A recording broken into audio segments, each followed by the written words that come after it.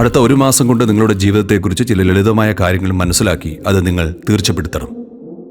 അതിനുശേഷം ഈ ജീവിതത്തെ മെച്ചപ്പെടുത്തുന്നത് മാത്രമായിരിക്കണം ലക്ഷ്യം.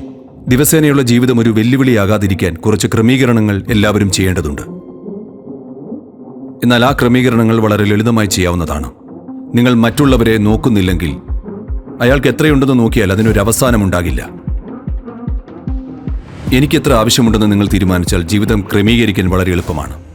മനുഷ്യന്റെ ബുദ്ധിശക്തിയെല്ലാം വെറുതെ അടിസ്ഥാനപരമായ കാര്യങ്ങൾ ചെയ്യുന്നതിൽ പാഴായി പോവുകയാണ്. കാരണം എല്ലാ സമയവും അതിജീവനത്തിനായുള്ള ഓട്ടത്തിലാണ്. എനിക്ക് ഈ ലോകത്ത് ചെയ്യാൻ കഴിയുന്ന ഏറ്റവും മികച്ച കാര്യം എന്താണ്?